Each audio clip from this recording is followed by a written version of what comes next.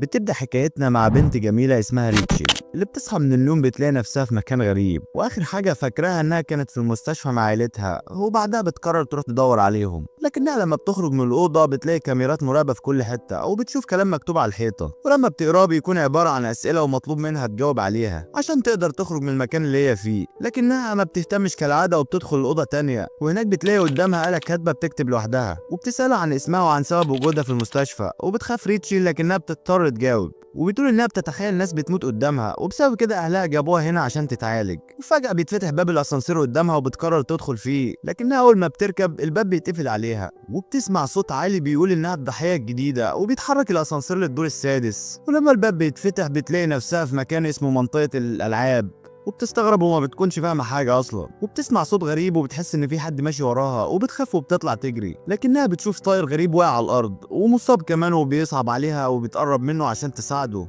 وفجأة بيظهر من وراها شخص غريب وماسك سلاح في ايده شبه المنجل كده، وبيقول لها ان اسمه زاك، وبيفضل يضحك كده ويقول لها انا هديكي مهله 3 ثواني، واول ما يخلصوا هخلص عليكي. وبيبدا يعد بعديها، وبتخاف بطلتنا وبتطلع تجري منه، وبتلاقي اوضه فبتضطر تدخل فيها، وبتستخبى في الدولاب، وبتخلص الثلاث ثواني وبيبدا زاك يجري وراها، وبيكسر الباب وبيدخل الاوضه اللي هي فيها، وبيفضل ينادي عليها لكنها ما بتردش عليه، وبيحس انها في الدولاب، وبيقرب منها وهو بيضحك، وبيديها فرصه تانية تخرج والا هيخلص عليها، وبيمسك السلاح وبيضرب بيه الدولاب عشان يخوفها. وبتكون ريتشل مستخبيه جوه وهي خايفه، لكن حسن الحظ الضربه مش بتيجي فيها، وبيفتكر زاك انها هربت من الاوضه، وبيروح عشان يدور عليها في مكان تاني. وبتستغل ريتشل الفرصه وبتخرج من الدولاب، لكنها بتشوف الطائر لسه واقع على الارض بالرغم من اللي هي فيه، الا انها ما بتقدرش تتخلى عنه، وبتروح تساعده وتعالج جرحه. لكن زاك بيعرف مكانها وبيظهر من وراها وبيهجم عليها، لكنها بتتفادى ضربته في اخر لحظه، وبتفضل تجري منه لحد ما بتوصل عند الاسانسير، وبيحاول يطاردها لكنه مش بيلحقها، وبتنجح انها تشغل الاسانسير في الوقت المناسب، وبتنزل بيه للدور الخامس. بعد كده بتلاقي نفسها في المستشفى، لكنها بتكون فاضيه وبتفضل تجري عشان تدور على اي حد. وفجأة بيظهر من وراها دكتور اسمه داني، وبيقول لها ان هو اللي كان بيعالجها، وبتفرح ريتشل جدا لما بتشوفه، وبتحكي له عن اللي حصل معاها، وبتعرفه ان في شخص غريب بيجري وراها. وبيقول لها الدكتور انه اكيد ده مجرم، وبيطمنها وقتها عشان يساعدها، وبياخدها عشان يخرجوا من المكان ده. لكنها بتحس ان تصرفاته غريبه، وبتستغرب انه موجود في مكان زي ده لوحده، لكنه بيعرفها انه كان مستنيها، وبيقرب منها وبيقول لها ان عينيها شكلها حلو جدا، وانه بيتمنى يبقى عنده عيون زيها لان عنده عين صناعيه وبياخدها لاوضه العمليات. وهناك بتشوف ريتشل عيون كتيره جدا، وبتعرف انه بيحتفظ بيهم، وبتخاف ريتشل وبتحس انه شخص سايكو، وبتحاول تخرج من الاوضه لكنه بيجي من وراها وبيمنعها، وبتتغير ملامحه في ثانيه وبيظهر شكله الحقيقي، وبيقول لها ان هو عاوز عينيها، وبيطلب منها انها تسلمها له لانها لو حاولت تقاوم هتتألم. وبيهجم عليها بعديها وبينيمها على السرير، وبتفضل ريتشل تعيط وبتطلب منه يسيبها في حالها، لكنه بيضحك وبيعرفها انهم ماتوا، وبيوعدها انها لو سمعت كلامه هيخليها تروح لهم الجحيم. وبيقرب منها عشان ياخد عينيها، لكن فجأة بيظهر زاك من وراه وبيخلص عليه بضربة واحدة، وبيضحك كده ويقول له ان ريتشل فريسته ومحدش هياخدها غيره، وبيقرب منها عشان يخلص عليها، لكنه بيتفاجئ انها مش خايفة منه ولا بتحاول تمنعه، وبتتضايق لانه مش بيستمتع ان هو بيعمل كده. وفجأة بيسمع صوت بيقول له انه خالف القواعد عشان قتل الدكتورة، وانه دلوقتي بقى ضحية، وبيتعصب زاك جدا وبيقرر يهرب من المكان، لكنه ما بيعرفش يفتح الباب ولا يشغل الاسانسير. وفجأة ريتشل بتروح وراه وتقول له انها يأست من حياتها، وبيتفاجئ زاك من كلامها وبيفتكرها مجنونة، بيقول لها انه ما عندوش وقت وعايز يهرب من المكان ده. وبتقرر ريتشل تساعده، وبتروح عند جثة الدكتور وبتاخد منه المفاتيح وبتشغل الاسانسير، وبيعجب زاك جدا بذكائها، وبيوعدها انها لو ساعدته يهرب من المكان هيخلص عليها زي ما هي عايزة. وبتفرح ريتشل وبتوافق وتعرفوا على اسمها، وبتركب معاه الاسانسير عشان يهربوا من المكان، وبتسأله اذا كان يعرف الدكتور لانه لما دخل عليها ناداله باسمه، لكن زاك ما بيكونش فاكر حاجة. لما بيخرجوا من الاسانسير بتسأله عن المكان اللي هم فيه واذا كان يعرف طريقة للخروج منه، لكنه بيعرفها انه جه هنا لان في شخص قال له انه يقدر يقتل براحته، واكيد كل الناس جم لنفس السبب. وبيكملوا طريقهم لحد ما بيوصلوا لمكان مليان قبور، لكنهم بيلاقوا قبر منهم لسه جديد، وبتقف ريتشل قدامه، لكنها بتتفاجئ ان مكتوب عليها اسمها، وبتعرف انه القبر بتاعها، وبتستغرب جدا وما بتكونش فاهمه حاجه، لكنها بتشوف وراها فتحه وبتقرر تدخلها عشان تدور على المكان اللي يخرجوا منه. وبتقول لزاك انهم لازم يتفرقوا، وبتطلب منه هو كمان يدور على المخرج معاها، لكنه بيشك فيها وبيحذرها تسيبه وتهرب، لكنها بتطمنه وبتقول له انها مش هتعمل كده غير لما ينفذ وعده معاها ويخلص عليها. وبتسيبه وتدخل من الفتحه، وبتفضل ماشيه لحد ما بتسمع صوت طفل صغير بيضحك، وبتوصل لاوضه لكن الباب بتاعها بيكون مقفول، وبتشوف رساله عليها ظاهره وبتبدا تقراها. وبتلاقيها من شخص مجهول بيقول لها انه بيراقبها من ساعة ما دخلت المكان ده لانه معجب بيها جدا، وعلشان كده جهز لها قبر عليه اسمها عشان لما يخلص عليها يدفنها وتموت في سلام. وبتتفاجئ ريتشل من اللي هي قرأته وبتعرف ان كل اللي في المكان ناس مجانين وعايزين يخلصوا عليها. في الوقت ده بيلاقي زاك قبر مكتوب عليه اسمه، لكنه بيتعصب وبيضربه بالمنجل لحد ما بيكسره، وبيعجبه الموضوع وبيبدأ يكسر باقي القبور وبيفضل يضرب فيهم لحد ما بيدمرهم كلهم، لكنه بيوقع الصخرة على زرار لونه أحمر من غير ما ياخد باله، وفجأة بيتفتح الباب اللي في الأوضة اللي فيها ريتشل، وبتتفاجئ جدا ريتشل وبتقرر تدخل وبتلاقي مكان شبه المكتبة وفي سجلات عن الضحايا اللي كانوا في المكان قبلها، وبتبدأ تقراها وبتعرف إن كل اللي دخل المكان مات في دور معين بطريقة مخيفة، وإن مفيش حد يقدر يخرج من المكان ده وهو عايش لحد ما بتلاقي الملف بتاعها، وبتتفاجئ وبتعرف ان هي الضحيه اللي عليها الدور، وكمان بتشوف الملف بتاع زاك. وفجاه النور بيقطع وبتسمع صوت الطفل بيضحك مره تانية، ولما النور بيرجع بتلاقي رساله منه مكتوب فيها انه عارف انها عايزه تموت وهو مستعد يحقق لها امنيتها، لكنها ما بتهتمش وبتخرج من الاوضه وبتروح عند زاك، وبتتفاجئ انه دمر كل القبور ما عدا القبر بتاعها، وبتفرح وبتشكره وبتحكي له على اللي شافته في الاوضه وبتوري له الملف بتاعه، وبيكون مكتوب فيه معلومات عنه، وبتعرف انه اتربى في دار ايتام ولما خرج منها بقى مجرم خطير. بيقرب منها زاك وبيحط السلاح على رقبتها وبيسألها إذا كانت خايفة منه بعد ما عرفت حقيقته، لكنها بترد عليه بهدوء وبتعرفه إنها مش خايفة. بيشك زاك في كلامها وبيحكي لها عن حبيبته وبيقول لها إنها لما عرفت حقيقتي حاولت تهرب مني، لكني رحت وراها وسألتها إذا كانت خايفة مني، لكنها قالت لي إنها بتحبني ومش خايفة مني، وعرفت إنها بتكذب عليا وقررت أخلص عليها. ولما بيخلص كلامه بيفتكر إن ريتشل هتخاف منه كده، لكنها بتسأله إذا كان هيقتلها لو حاولت تهرب منه، وبيتعصب زاك جدا وبيعرف إنها أصلا عايزاه يخلص عليها، وبيمسك سلاحه وبيقرر يدمر القبر بتاعها، وبيعرفها إنه مش هيسمح لها تموت غير لما تساعده يخرج من المكان ده، وبتزعل ريتشل وبتحس بالإحباط. بعدها زاك بياخدها وبيكملوا طريقهم لحد ما بيوصلوا لباب الاسانسير لكنه بيكون مقفول، وبتقترح ريتشل عليه ينزل الميه ويدور على المفتاح، وبيضطر يسمع كلامها وبيعمل كده، لكنها بتفضل تزن عليه وبتساله اذا كان هينفذ وعده ويخلص عليها ولا لا، وبيتعصب زاك وبيقول لها ما تنط في الميه وريحينا، لكنها بتعرفه انها مؤمنه بالرب ولو عملت كده هتدخل النار، وبيتفاجئ زاك بكلامها وبيطلب منها تعيط او تحسسه انها خايفه منه وساعتها هيخلص عليها، وبتحاول ريتشل تعمل كده لكنها ما بتعرفش لانها خلاص ما بقاش عندها مشاعر، بتضطر تسيبه وتروح تدور في حتة تانية على المفتاح عشان تساعده يهرب وينفذ وعده، لكنها بتلاقي رسالة جديدة من الطفل وبيقول لها ان هما الاتنين امنيتهم زي بعض. وفي الوقت ده بيخرج زاك من المية وبيفضل مستنيها وهو خايف لا تكون سابته وهربت، وفجأة الكهرباء بتقطع وبيظهر قدامه طفل لابس قناع على شكل دمية وبيبان انهم عارفين بعض، وبيفضل الطفل يضحك وبيلومه عشان دمر القبور بتاعته لانه تعب فيها وبيقول له انت نهايتك قربت، لكن زاك ما بيهتمش بكلامه وبيمسك سلاحه وبيستعد عشان يقتله وبيهجم عليه بكل قوته، لكن الطفل بيكون رشيق جدا وحركاته سريعة وبينجح انه يتفادى كل ضرباته بسهولة، وبيقول له انا بحب ريتشل لاننا بنسن بعض ومحدش هيخلص عليها غيري فاخلع من هنا بقى احسن لك.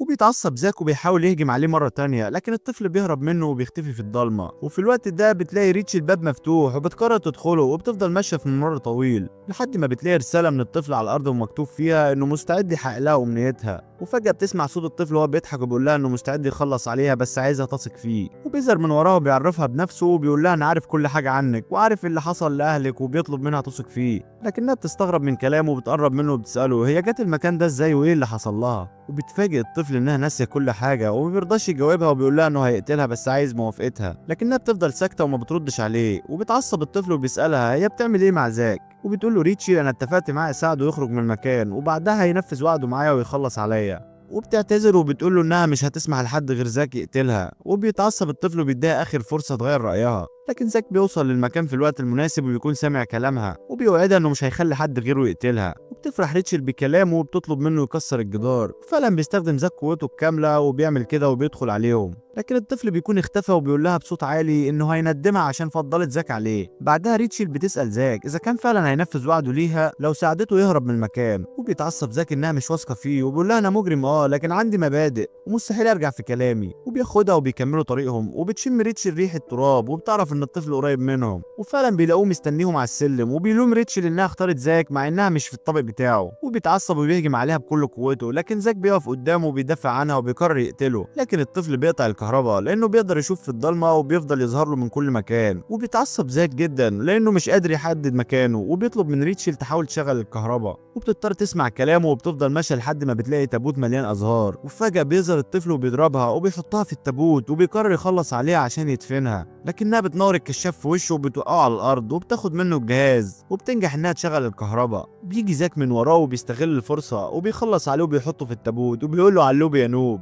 بعدها ريتشل بتدوس على الجهاز وبتعرف مكان الاسانسير وبيركبوا فيه عشان يروح للطابق اللي بعد كده. وبيعجب زاك جدا بذكائها وبيقول لها انت الامل الوحيد عندي عشان اهرب من المكان. وبتشكره ريتشل وبتطلب منه ما ينساش ينفذ وعده ليها وبيضحك زاك وبيوعدها انه مش هينسى. بعدها بيوصلوا للدور الثالث لكنهم لما بيخرجوا من الاسانسير بيلاقوا باب حديد قدامهم وبيحاول زاك يستخدم قوته ويضرب المنجل بتاعه لكنه مش بيعرف يكسره. وفجأة بيشتغل انذار من السقف وبيظهر رشاش وبيبدأ يضرب عليهم نار لان زاك حاول يفتح الباب بالقوة. ولحسن الحظ بينجح انه يتفادى الضرب في الوقت المناسب وبيسمعوا صوت بنت بتتكلم معاهم وبتكون قاعدة قدام شاشات كتير جدا وشايفة كل تحركاتهم وبتعرفهم بنفسها انها قاضية. وبتفضل تضحك وبتقول لهم انها هتعاقبهم وهتفضل تعذب فيهم لانهم مجرمين وبتفتح لهم الباب الحديد. ولما بيدخلوا اول اوضه بتطلب منهم يتصوروا لان دي اول خطوه لاي مجرم قبل ما يتسجن. لكن وهم في الممر بيشوفوا رسومات على الحيطه لطرق اعدام كتير وبتطلب منهم يختاروا واحده. لكن زاك بيرفض يختار وبياخد ريتشل وبيفضل ماشي لحد ما بيدخلوا الاوضه. وهناك بيلاقوا كراسي كتير كانهم في قاعه محاكمه وبيبقى قاعد عليها دمى كانهم شهود. وبيتعصب زاك وبيطلب من ريتشل تستخدم ذكائها عشان تخرجهم من هنا وبيفضلوا يدوروا على المفتاح لكنه بيحس بالتعب وبيقعد على كرسي عشان يستريح وما بيكونش عارف انه كرسي كهرباء وبيستخدموه في الاعدام. وفجأة النور بيقطع من تاني وبيتربط في الكرسي غصب عنه وبتظهر القاضية قدامه على الشاشة وبتعرفه بنفسها وبتقوله انها هتنفذ فيه حكم الاعدام وبتشغل الكرسي وبتبدأ تكهربه. وبيحس زاك بألم شديد جدا في جسمه وبيفضل يصرخ لكنه بيستحمل وبيفضل عايش. وبتضحك القاضية وبيبان عليها انها سايكو وبتقول له انه قدامه فرصة ينقذ نفسه وبتقول له لو ريتشل قدرت تحل اللغز هتحرره وبتفضل تكهربه وتعذب فيه قدام عينيها. وبيتعصب زاك وبيوعدها انه هينتقم منها ويندمها على اللي عملته وبيطلب من ريتشل تساعده وما بتقدرش تشوفه بيتألم قدامها وبتقرر تحل اللغز وبتستخدم ذكائها وبتبدأ تفكر وبتستنتج ان السر في الدمى اللي قاعدين على الكراسي وبتمسك المنجل بتاع زاك وبتبدأ تكسرهم وبتبدأ انها تدمرهم كلهم. وفعلا بيتحرك زاك من الكرسي الكهربائي وبتروح ريتشل تطمن عليه وبتتفاجئ انه كويس وبيشكرها زاك انها انقذته وبيوعدها انه هيرد لها الجميل. وبتفضل القاضية تضحك عليهم وبتعرفهم ان ده كان اول عقاب ولسه المشوار قدامهم طويل وبتفتح لهم الباب عشان يخرجوا من الأوضة. لكن زاك بيتعصب وبيكسر الشاشة عشان يبطل يشوفها. لكنهم لما بيدخلوا الأوضة الجديدة بيلاقوا شاشات تانية كتير وبتقول لهم ان في لغز جديد لازم يحلوه وبتطلب منهم يعملوا كده بسرعة لان كل ما الوقت بيعدي كل ما ينتشر غاز مسمم في المكان. فعلا بيبدأ الغاز يدخل الأوضة وما بيكونش فيه غير قناع واحد وبيقرر زاك يديه ريتشل عشان تلبسه لكنها بتتفق معاه يبدلوا مع بعض كل شوية وبتخليه يلبسه الأول وبتحاول تحل اللغز لكنه بيكون صعب جدا ومش مفهوم وبتبدأ تدوق بسبب الغاز وبتهلوس وبتقع على الأرض. لكن زاك بيطمنها وبيديها القناع عشان تلبسه وبيقول لها أنا واثق إنك تقدري تحل اللغز. وبتفرح ريتشل بكلامه وبتشكره وبترجع تاني تحل اللغز وبتلاحظ فتحة في السقف ما كانتش موجودة وبيستغل زاك الفرصة وبيشيلها وبيرميها فوق عشان تدخلها وبتفضل تدور فيها لحد ما بتلاقي البطاقة اللي هتخرجهم من الأوضة وبتديها لزاك عشان يفتح الباب لكنه بيكون مستعجل وبيكسرها وبيبدأ الغاز ينتشر في المكان وبيفتكر إنه خلاص نهايته قربت. وبترفض ريتشل إنها تستسلم وبتستخدم ذكائها وبتفضل تفكر لحد ما بتلاقي فكرة وبتستخدم ولاعة وبتعمل بيها شعلة نار وبيحصل انفجار بسبب الغاز وبتنجح إنها تفتح الباب وبيعجب زاك جدا باللي عملته وبيحميها من الانفجار. بعدها بياخدها وبيخرجوا من الباب وبيكملوا طريقهم لكنها بتكون تعبانة ومش قادرة تمشي وبتصعب عليه وبيقرر يخليها تستريح وبياخدها المكان ما فيهوش كاميرات وبيطلب منها تنام لحد صحتها ما تتحسن وبيفضل باصص عليها وهي نايمة وبيكون معجب ببراءتها وبينام هو كمان على نفسه من التعب وبيحلم بذكريات من طفولته لما كان في دار الأيتام وبنعرف إنهم كانوا بيجبروه يدفن الأطفال اللي بيموتوا وبتصحيه ريتشل لكنه بيكون متعصب لأنه حلم بالذكريات ما كانش حابب إنه يفتكرها وبيقرروا يكملوا طريقهم ويفضلوا ماشيين لحد ما بيوصلوا الأوضة مليانة دمى شكلها غريب وبيلاحظ زاك ان الدمى شبه اصحاب الملاجئ اللي اتربى فيها وكمان بيلاقي فيه دمى شبهه وبتبدا ريتشل تستخدم ذكائها عشان تحل اللغز وهو مهمته انه يحرك الدمى من مكانها وبيضطر يعمل كده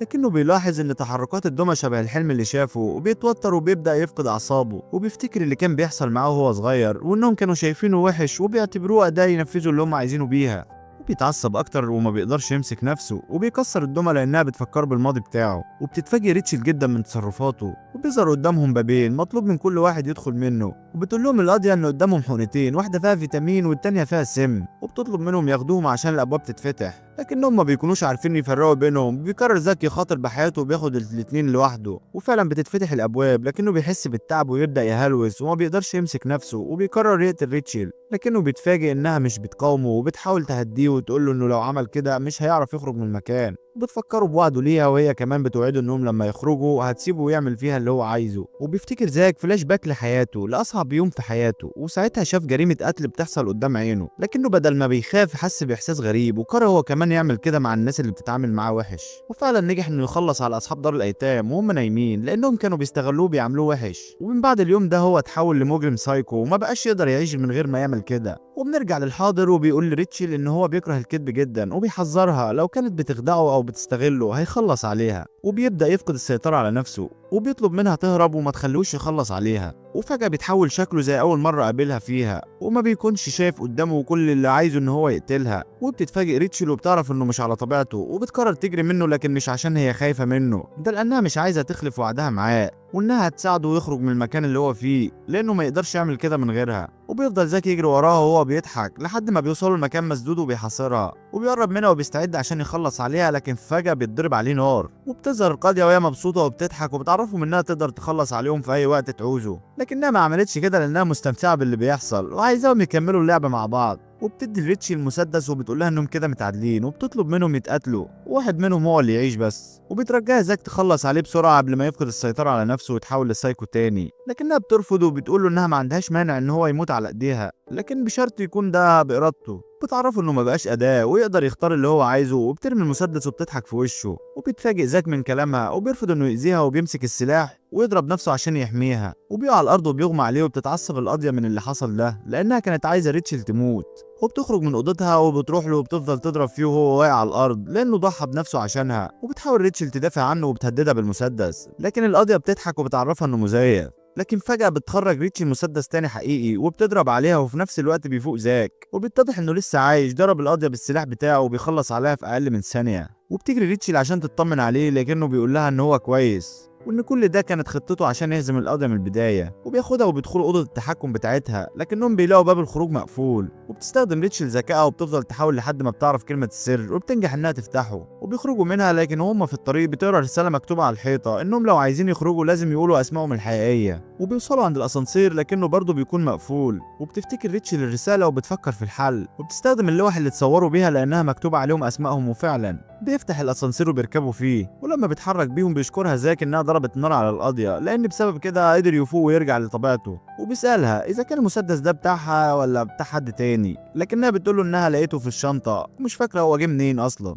وبيوصلوا للدور اللي بعد كده وبتخرج ريتش من الاسانسير وبتنادي عليه عشان يحصلها، لكنها بتتفاجئ انه مغمى عليه بسبب الجرح اللي في بطنه، وبيفضل ينزف وبتخاف وبتجري عليه. وبتشيله عشان تخرجه من الاسانسير وبتفضل جنبه وتنادي عليه لحد ما يفوق، لكنه بيكون متاثر بسبب الاصابه اللي عنده وما بيقدرش يقف وبينزف دم كتير وبيبدا يهلوس. وبتطلب منه ريتشل يستريح وهي هتدور على حاجه تساعدهم، وبتسيبه وبتطلع تجري. وبتفضل تمشي لحد ما بتلاقي نفسها في مكان شبه الكنيسه وفي شموع كتير. بتلاقي ورقه متعلقه على الباب وبتسالها عن اسمها، وبتقرر ريتشل تقول اسمها وبيفتح الباب وبتدخل، لكنها بتلاقي حواليها دخان غريب وبتفضل تتنقل من مكان للتاني من غير حتى ما تتحرك.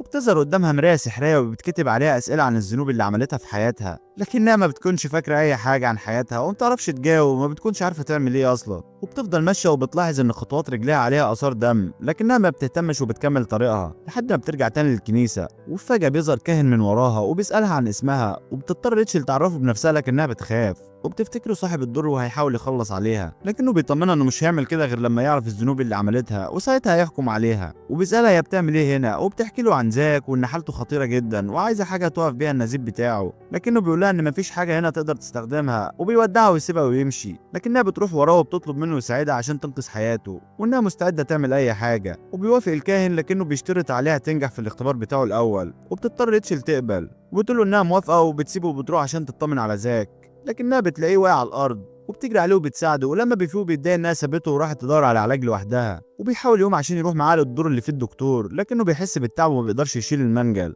بتخاف ريتشل عليه وبتترجاه يستريح وبتطلب منه يثق فيها ويستناها، بتوعده انها ترجع. وبيقتنع زاك بكلامها وبيضطر يفضل لانه ضعيف ولو راح معاها هيبقى عبء عليها. وقبل ما تمشي بيمسك ايديها وبيطلب منها تاخد بالها من نفسها، وبيغمى عليه تاني بسبب التعب. وبتسيبه ريتشل وبترجع عند الكاهن وبتقول له انها مستعده تبدا الاختبار بتاعه وبتروح معاه. وبيركبوا الاسانسير وبيسالها الكاهن عن السبب اللي مخلاها تخاطر بحياتها عشان تنقذ زاك، وبتقول له ريتشل الحقيقة وبتعرفه إنه وعدها إنه هيخلص عليها لو ساعدته يهرب من المكان. وبيستغرب الكاهن من كلامها وبيفتح الكتاب اللي معاه وبيخرج منه دخان شكله غريب. ولما ريتشل بتشمه بتحس إنها مش في وعيها وبتغمض عينيها وبتفتحها بتلاقي نفسها في مكان تاني. وبيكون الدور بتاع القاضية وبيعرفها الكاهن إن كل طوابق هيكون ليها اختبار ولازم تنجح فيه. وبيطلب منها تستخدم ذكائها وتشغل الكهرباء. وبيفتح الكتاب وبيخرج منه الدخان. وبتيجي ريتشل عشان تنفذ المهمة لكن فجأة بيخرج مساجين كتير وبيبدأوا يطاردوها. وبتفضل تهرب منهم لحد ما بتوصل للمكان اللي القاضية ماتت فيه لكنها مش بتلاقي الجثة بتاعتها. وبتضطر تدخل أوضة التحكم وبتشغل الرشاش اللي في السقف وبتضرب بيه على المساجين. وبتنجح إنها تخلص عليهم كلهم وبكده تقدر تتحرك براحتها. لكن فجأة بيظهر شبح القاضية وراها وبتفضل تضحك وبتقول لها إنها مجرمة لأنها قتلت ناس كتير من غير رحمة. تعرف ريتشل هنا إنها بتتخيل وكل ده وهم وبتتجاهل كلامها وبتمشي عشان تنفذ المهمة. وبتوصل للمكان اللي فيه مفتاح الكهرباء وبتنجح إنها تشغله. بعدها بترجع عند الكاهن وبيتفاجئ لما بيعرف إنها خلصت على المساجين لأنهم كانوا بيعترضوا طريقها وبياخدها وبيمشوا.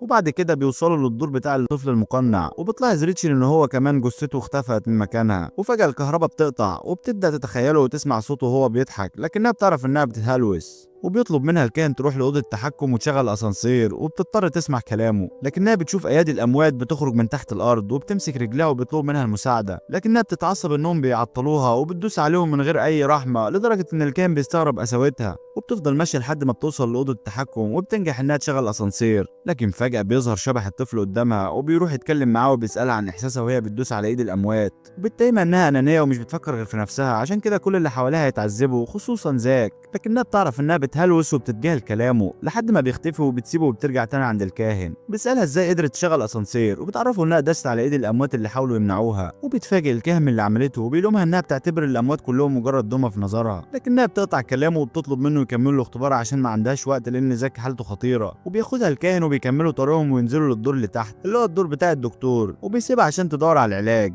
وبتروح بعدها ريتشل للمكان اللي زاك انقذها فيه من الدكتور وبتفتكر وعده ليها. وفجأة بيظهر شبح وراها وبيفضل يطاردها لحد ما بيخبط فيها وبيوقعها على الارض. ولما بتقوم بتلاقيه اختفى وبتفضل تدور في كل حته على مسكن او علاج لكنها مش بتلاقي. وبترجع عند الكاهن وبتطلب منه ياخدها للدور بتاع زاك يمكن تلاقي هناك حاجه تساعدهم. وفي الوقت ده بيحلم زاك بذكريات من الطفوله وبنعرف انه لما ساب الملجأ اتحول لمجرم سايكو لدرجه انه كان ماشي في الشارع وفي واحده كانت هتخبطه بالعربيه ونزلت عشان تعتذر له لكنها لما شافت عليه اثار دم خافت وحاولت تهرب منه لكن هو اتعصب انها شايفاه كانه وحش وقرب منها وخلص عليها من غير اي رحمه. وفضل نايم في العربيه بتاعتها طول الليل. وتاني يوم شافوا راجل عجوز لكنه كان اعمى وعرف انه جعان وخده معاه البيت عشان يعتني بيه. وساعتها زاك استغرب من معاملته ليه وساله ليه بتساعدني لكن العجوز قال له انه حاسس بيه لانه هو كمان عايش لوحده وعرض عليه يفضل قاعد معاه. ووافق زاك وبات عنده لكنه بالليل صحي من النوم وحس انه عايز يقتل حد وفضل ماشي في الشارع لحد ما لقى ضحيه جديده وخلص عليه وبعدها رجع البيت تاني. لكن العجوز حس بيه وساله هو كان فين. واضطر زاك يحكي له الحقيقة وعرف كل حاجة عملها وكان فاكر انه هيخاف منه لكنه اتفاجئ انه لسه بيعامله كويس وبيهتم بيه. واداله الجاكيت بتاعه عشان يلبسه وطلب منه يستناه وسابه وراح عشان يشتري له اكل وهدوم جديدة. وتاني يوم حس زاك بغيابه وقرر يروح يدور عليه لكنه اتفاجئ انه مات على ايد بلطجية وتعصب وقرر ينتقم منهم كلهم. وفضل يدور عليهم لحد ما وصل لهم وكانوا فرحانين جدا باللي عملوه وهجم عليهم بكل قوته ونجح انه يخلص عليهم. وساعتها قرر يعاقب المجرمين. وبنرجع للحاضر وبيفوق زاك من الحلم وبيلاقي الدكتور واقف قدامه وهو بيضحك. وبنعرف انه لسه عايش لانه كان لابس درع واقي ولما سابوه مشوا عالج جروحه. وبيقرب من زاك وهو بيضحك وبيقول انه هيقتله عشان يخلصوا من عذابه. بيحاول زاك يقف عشان يدافع عن نفسه لكنه بيحس بالتعب بسبب الجرح اللي في بطنه. وبيستغل الدكتور الفرصه وبيساله عن مكان ريتشل لكن زاك بيقول له انه خلص عليها. وبيتعصب الدكتور من كلامه لانه كان عايز ياخد عينيها لكنه بيعرف بعدها انه بيكذب عليه لانه مستحيل يوصل للطابق ده لوحده. وبيستنتج ان اكيد ريتشل لسه عايشه وهي اللي بتساعده. وبيعرض عليه يقول له على مكانها عشان ياخد عينيها مقابل انه هيعالج جروحه. وبيعرفوا انه خد كل الدواء والعلاج من الدور بتاعه عشان كده ريتشل ما لقتش حاجه. لكن زاك بيرفض وبيقول له انه متفق معاه تساعده يهرب من المكان مقابل انه يخلص عليها. وبيمسك السلاح وبيحاول يهجم عليه مرة تانية لكنه ما بيقدرش لانه ضعيف بسبب اصاباته. وبيقرر الدكتور يسيبه ويروح يدور على ريتشل عشان يخلص عليها وياخد عينيها. وفي الوقت ده بتوصل ريتشل للطابق بتاع زاك وبتفتكر اول مرة شافته فيها. وبتفضل ماشية لحد ما بتوصل للأوضة بتاعته وبيصعب عليها لانه كان قاعد لوحده. وبتفضل تدور فيها لحد ما بتلاقي ضمادات والسكينة بتاعته وبتقرر تاخدهم وترجع له. وبتروح للكاهن وبيركبوا الاسانسير عشان يروحوا عند زاك لكنها لما بتوصل بتفاجئ انه اختفى. وبتشك في الكاهن وبتفتكر انه له علاقة باللي بيحصل لكنه بيأكد لها لها انه ما عملش حاجه، وبيعرفها انها السبب في كل اللي بيحصل. وبتستغرب ريتشل من كلامه وما بتكونش فاهمه حاجه، وبيقول لها انا كنت براقب كل تصرفاتك واكتشفت انك انانيه وكل اللي بتعمليه عشان مصلحتك، ولما عرفت انك عايزه تنقذي زاك حسيت انك شخص كويس وقررت اديلك الفرصه، لكني بعدها اتاكدت انك بتعملي كده عشان تستغليه لانك عايزاه يخلص عليكي. وبتتفاجئ ريتشل من كلامه وبتحاول تدافع عن نفسها وبتقول انها بتساعده عشان تنقذ حياته، لكنه مش بيصدقها وبيقرر يعاقبها. وبيفتح الكتاب اللي في ايده وبيخرج منه الدخان مره تانية. ولما ريتشل بتشمه بتبدا تهلوس وبتشوف افعى عملاقه قدامها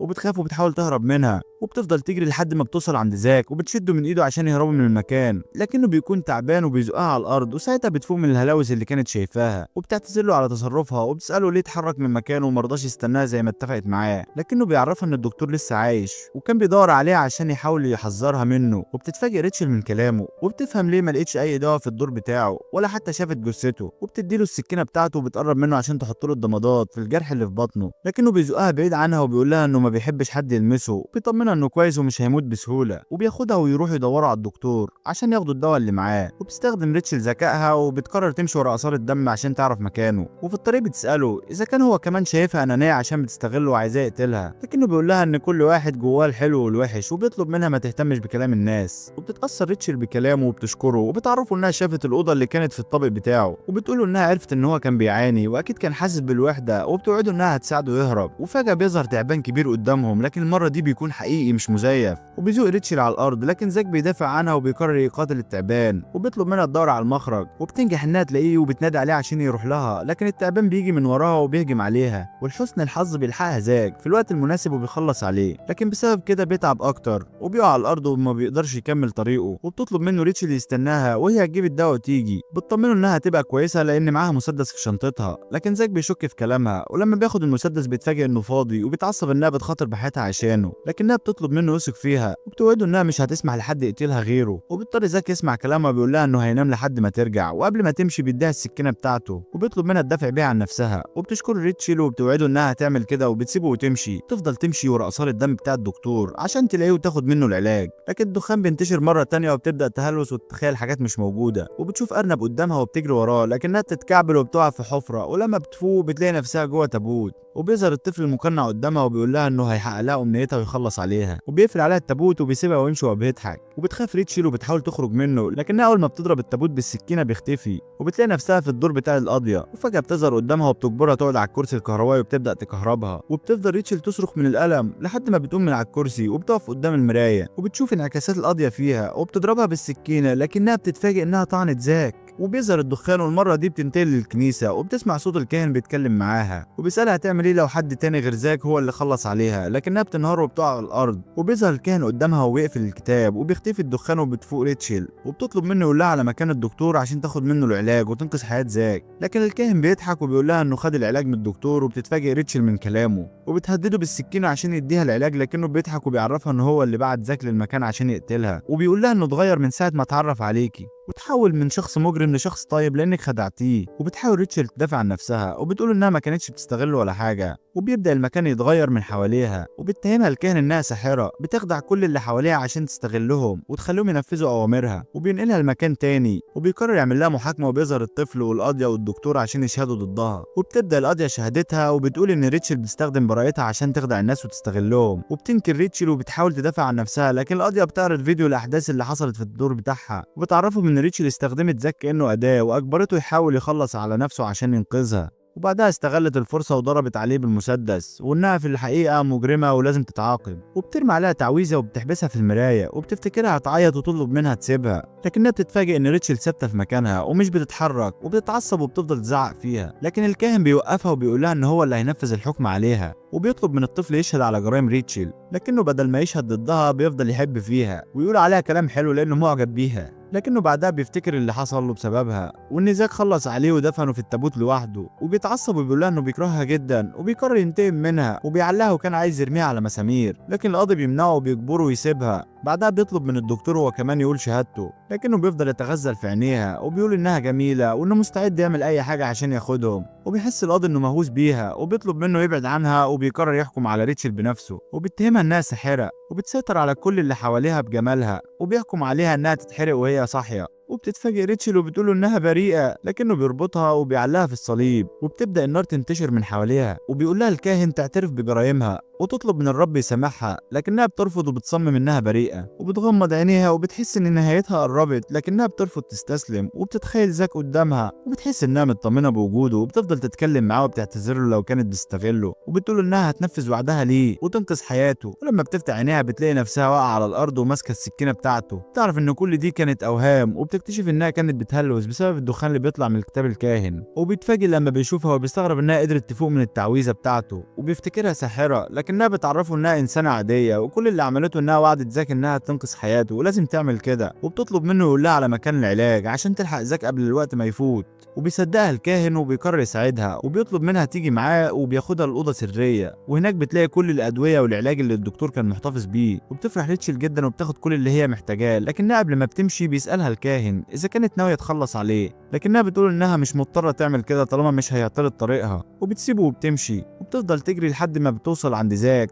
وبتفرح لما بتلاقيه لسه عايش، وبتطمنه إنها جنبه، بتعرفه إنها جابت العلاج، وبتطلب منه يثق فيها ويسمح لها تخيط الجرح بتاعه. بيضطر زاك يوافق مع إنه مش بيثق في حد، وبتبدأ ريتشل تعالج الجرح اللي في بطنه، وبتنجح إنها تعالجه وبتوقف النزيف، لكن بعدها بتحس بالتعب بسبب كل اللي حصل وبيغمى عليها، وبيسيبها زاك وما بيرضاش يزعجها وبتصعب عليه، وبيسيبها تستريح ويفضل بص عليها وهي نايمة. وتاني يوم بتفوق ريتشل وبتفرح جدا إن زاك صحته اتحسنت، وبيقرروا يمشوا عشان يكملوا طريقهم، وبيدخلوا الكنيسة بتاعة الكاهن وبيفضلوا يدوروا فيها لحد ما بيلاقوا الأسانسير وبيركبوه. وبتستغل ريتشل الفرصة وبتسأل زاك عن الحروق اللي في جسمه لانها شافتها وهي بتخيط الجرح بتاعه، وبسببها لافف كل جسمه بضمادات، وبيقرر زكي يحكي لها وبيعرفها ان اللي عمل فيه كده هو جوز امه، وبيقول لها ان هو كان عايز يخلص مني ورماني في النار لكني نجحت ان اخرج منها وقررت انتقم منه، وبسبب كده اتصبت بحروق في كل جسمي، وامي خافت مني ولفتني بضمادات زي الموميا وبعتني لدار الايتام، وهناك شفت اصعب ايام حياتي لكني هربت منهم وتحولت المجرم. ولما بيخلص كلامه بيصعب على ريتشل وبتتعاطف معاه وبتحس انه ضحيه، وبتشكره انه صارحها، وبتساله اذا كان لسه ناوي ينفذ وعده ليها، وبيستغرب زاك من كلامها وبيعرفها انه هيعمل كده لانه ما بيحبش الكذب.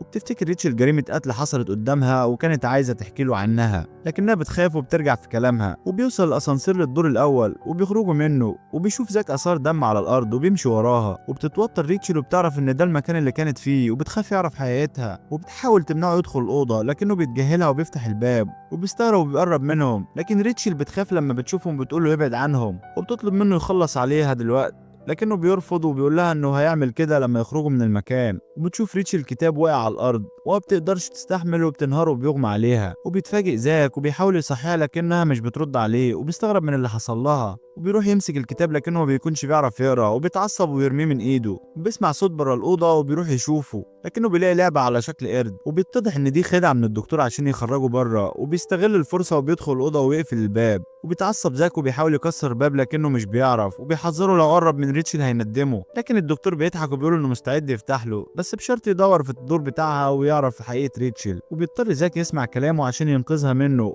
وبيبدا يلف في المكان لكنه بيلاقي كل اوضه مقفوله لحد ما بيوصل لاوضه وبيقدر يفتحها، وبيقرر يدخلها وبيشوف صوره العيله وبيحس انه يعرفهم، لكن فجأة بيبدأ السقف ينهار وبينضرب عليه أسهم من كل مكان، وبينجح إنه يتفاداها في الوقت المناسب. بعدها بيلاقي باب سري وبيفضل يدور على المفتاح بتاعه لحد ما بيلاقيه في الحمام، بيروح عشان ياخده لكنه بيتفاجئ إن في سمك مفترس بيعضه، وبيضطر يستحمل الألم. بعدها بيفتح الباب وبينزل الأب وبيلاقي كلاب حراسة بتهجم عليه وبيضطر يخلص عليهم. بعدها بيمشي لكن فجأة الأرض بتنهار من تحته، وبيشوف حفرة كبيرة وفيها مسامير وأشواك، وبيعرف إنه معمول له فخ لكنه بينجح إنه يمسك في خشبة في آخر لحظة، وبيظهر شخص وبيقرب منه. وفي الوقت ده بتفوق ريتشل وبتنادي على زاك لكنها بتلاقي الدكتور واقف قدامها، وبيفضل يضحك وبيقول لها إنه طرد زاك من الأوضة وطلب منه يلف بالطابق. تتفاجئ ريتشل وبتخاف ان زاك يكتشف حقيقتها، وبتحاول تخرج لكن الدكتور بيمنعها، وبيجبرها تستناه وتشوف اذا كان زاك هيقدر يرجع عايش ولا هيموت، وبتضطر ريتشل تسمع كلامه. وبنرجع لزاك اللي ايده بتفلت وكان هيقع في الحفره، لكن الكاهن بيوصل وبيمسك ايده في اخر لحظه،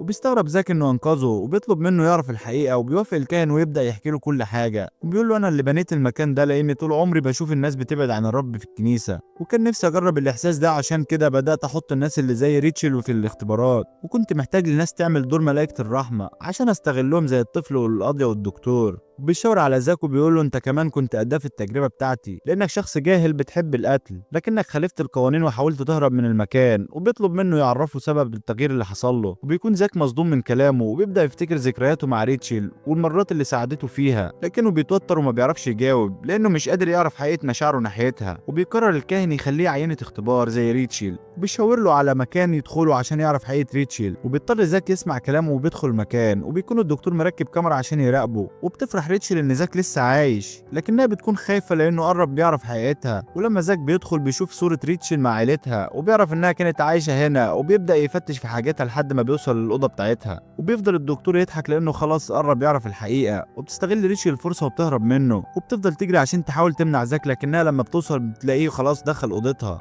وبتحس بالإحباط وبتعرف ان الوقت فات وبتستسلم. وبياخدها الدكتور معاه وبيرجعوا تاني. وبيفضل زاك يدور في الأوضة، وفجأة بيشتغل التلفزيون لوحده على خبر جريمة قتل. وبيشوف عيلة ريتشل وبيعرف ان في حد خلص عليهم وخيط جثثهم عشان يفضلوا جنب بعض. وبيعرف ان الشرطه لقت ريتشل معاهم في الاوضه سليمه، وبيستنتجوا ان هي اللي عملت كده. بيتفاجئ زاك من اللي شافه وعرفه، وما بيكونش مصدق ان ريتشل ممكن تعمل كده. بعدها بيشتغل فيديو للدكتور وهو بيحقق مع ريتشل بعد ما قبضوا عليها عشان يعرف اذا كانت مجنونه.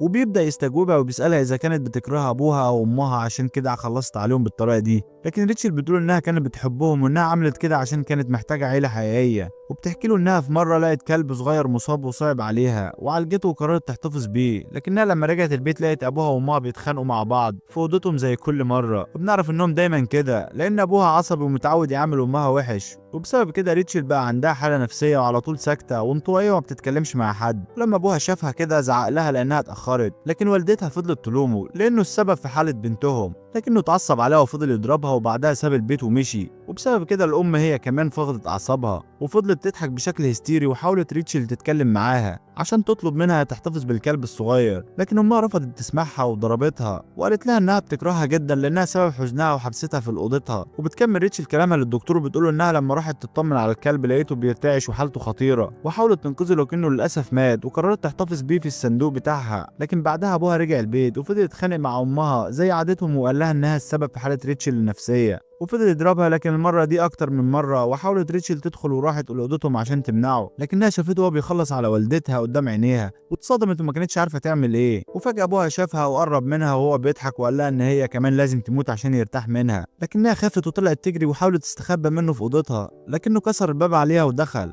وشاف الكلب اللي محتفظة بيه في الصندوق بتاعها وقال لها إنها مجنونة ولازم يخلص عليها. لكن فجأة بتطلع ريتشل مسدس كانت محتفظة بيه في شنطتها عشان تدافع بيه عن نفسها. ولما أبوها رفض يبعد عنها اضطرت تخلص عليه، وبعدها خيطت جسمه مع أمها عشان يفضلوا مع بعض. وبتكمل ريتشل كلامها للدكتور وبتقول له انا ارتحت بعد ما عملت كده لاني كنت عايزه عيلتي تبقى سعيده، وفضلت جنبهم وانا مبسوطه لحد ما الشرطه عرفت اللي حصل وبعدتني عنهم. وبيعجب الدكتور بكلامها لانها بتفكره بنفسه لانه هو كمان سايكو وخلص على عيلته، وبيعرض عليها يخرجها براءه من القضيه مقابل انها تفضل معاه وياخد عينيها. وفي الوقت ده بيتعصب زاك وبيكسر شاشه التلفزيون وما بيكونش مصدق اللي عرفه، وبيرجع للاوضه اللي فيها ريتشل وبيحاول يكسر الباب مره تانية عشان يدخل، لكن الدكتور بيعرفه ان الباب مفتوح. ولما زاك بيدخل بيقرب من ريتشل وبيسألها إذا كان اللي عرفه ده كله حقيقة، لكن الدكتور بيهدده بالمسدس وبيقول له يبعد عنها. بيعرفوا إن الطابق ده مش بتاع ريتشل وإنها بتخلص على أي حد يدخله، لكنها فاقت وندمت على اللي بتعمله عشان كده كانت عايزاك تقتلها. وبيتفاجئ زاك من كلامه وبيسأل ريتشل إذا كانت عايز تخلص عليه،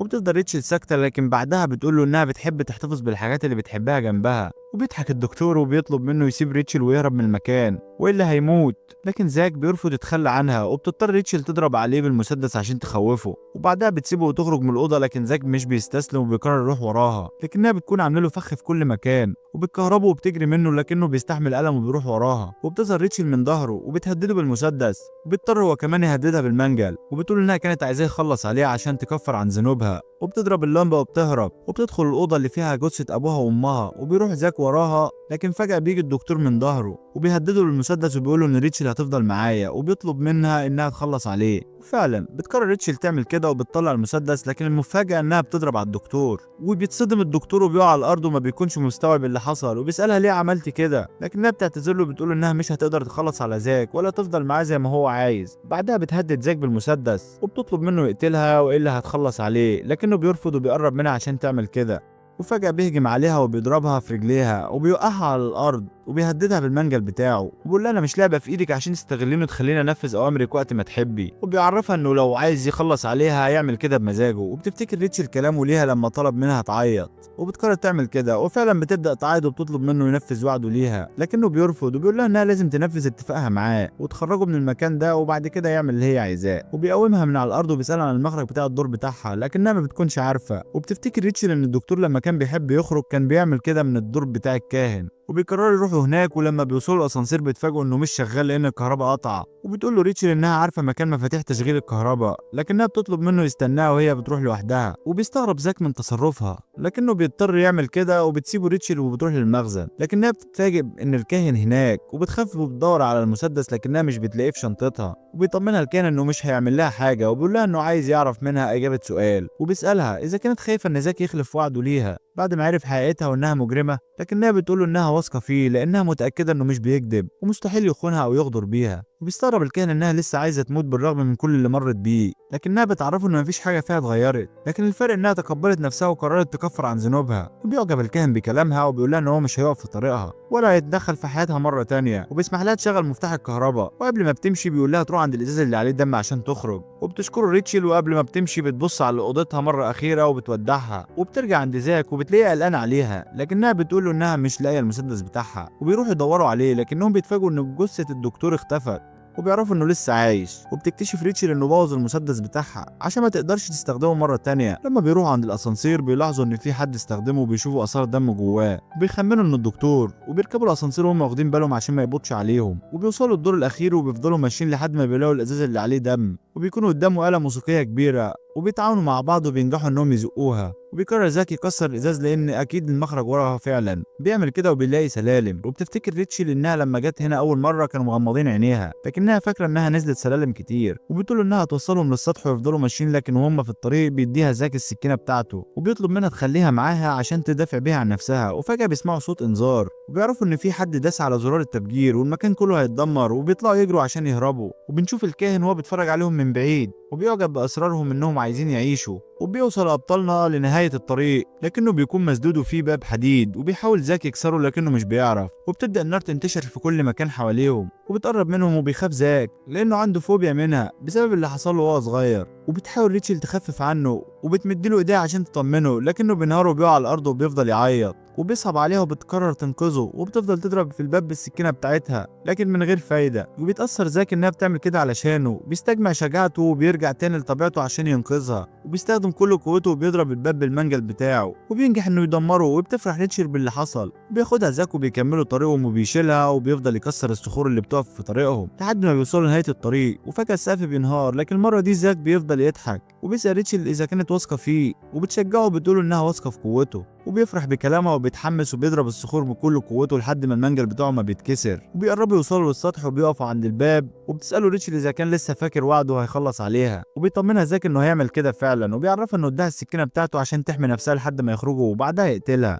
وبتفرح ريتشل بكلامه وبتشكره لكن فجاه بيظهر الدكتور السايكو وبيضرب عليها بالمسدس وبيفضل يضحك وبيتضح انه هو اللي داس على زرار التفجير عشان يدمر المكان ويمنعهم يخرجوا. وبيتفاجئ زاك وبيروح يطمن على ريتشل لكنها بتعتذر له انها مش هتقدر تموت على ايده، لكنه بيطلب منها ما تستسلمش لانهم اتفقوا هيخرجوا سوا. وبيضحك الدكتور وبيتريق على كلامه بيقول له انا مستغرب ان وحش زيك بقى عنده مشاعر. لكن ريتشل بتدافع عن زاك وبتقول له ان هو مش وحش وبتعرفه ان هو بشر عادي وعنده مشاعر زي اي حد. بتقوم من على الارض وهي بتعيط وبتقول لزاك انهم لازم ينفذوا وعدهم لبعض. وبتعصب الدكتور لانه كان عايزها تفضل معاه عشان ياخد عينيها وبيضرب عليها بالمسدس مره تانية وبيقرر يخلص عليها هي وزاك عشان ينتقم منهم ويمنعهم من الخروج وما يخليهمش ينفذوا وعدهم. لكن الكاهن بيوصل في الوقت المناسب وبيضرب عليه بالسهم وبيوقف على اللي بيعمله. وبيتكلم مع زاك وبيطلب منه انه ياخد ريتشل ويخرج لانها لسه عايشه وهو الوحيد اللي يقدر ينقذ حياتها. وبيتفاجئ زاك بكلامه وبيقرر يعمل كده وبيشيل ريتشل ويخرج.